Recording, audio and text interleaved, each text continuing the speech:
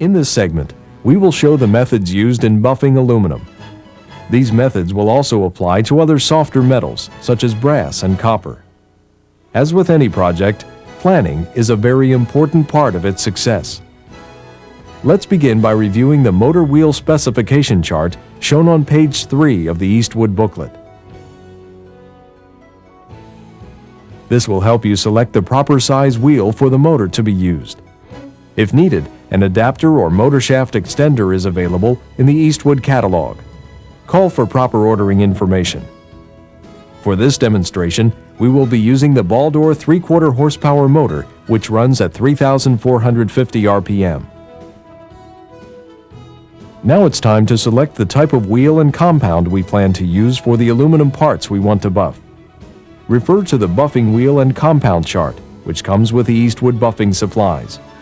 It shows exactly which combination of Eastwood wheels and compounds you need to use for each step of the buffing process. In general, work in order from the most coarse to the least coarse. You must use the correct combination of steps to get the desired results. Are there any deep scratches that should be removed before starting the buffing process? If so, remove them in the following manner. Use a fine file if you have access to the scratch. Follow this by using 220, 320, and 400 sandpaper in that order. This will prepare the surface for the buffing compound. Another method is the use of the Eastwood expander wheel. This wheel is a soft compound which conforms to irregular shapes and makes short work of a difficult task. It's used with a selection of reusable sanding belts which may be interchanged as needed.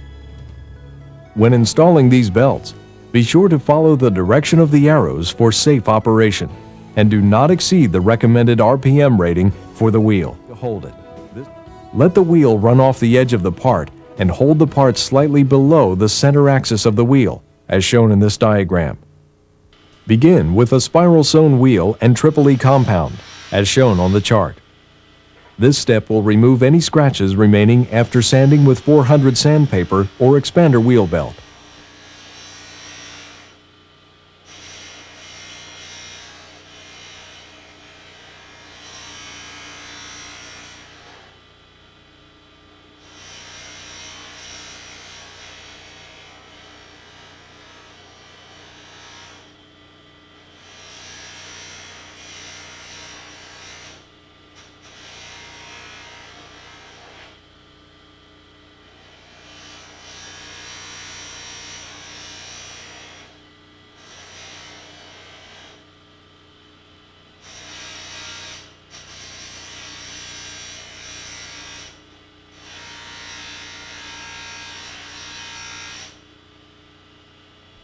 Apply the compound sparingly and avoid using too much pressure.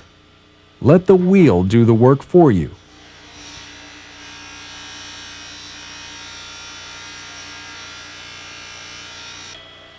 Aluminum buffs out quickly and will load the wheel fast.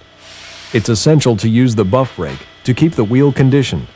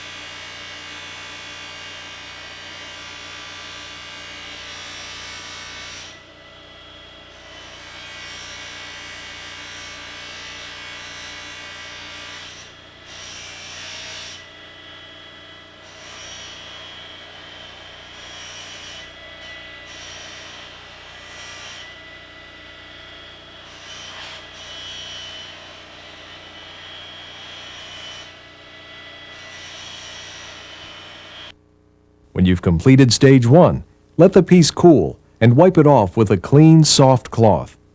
This will help keep the part from contaminating the loose section wheel for the final step.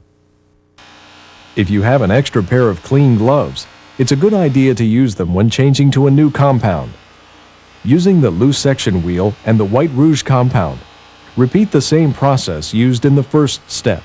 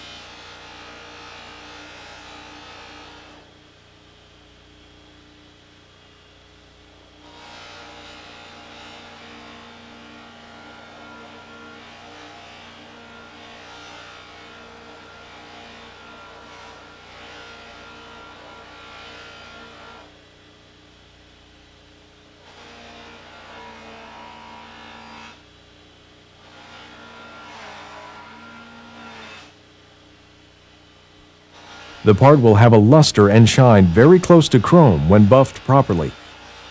To enhance the shine even more, apply semi-chrome polish using a soft cloth or an old t-shirt. Apply polish in a circular motion and wipe off any excess completely. Buff lightly for a full luster. Once the buffing process is completed, the part will start to oxidize almost immediately. Use a clear coat to preserve the shine of the part. First, wipe the part with lacquer thinner to remove any residue from the buffing and polishing process.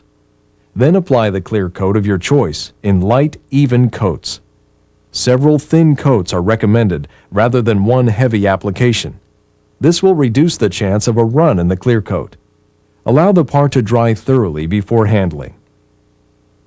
Well, that about covers this section on buffing aluminum and other soft metals.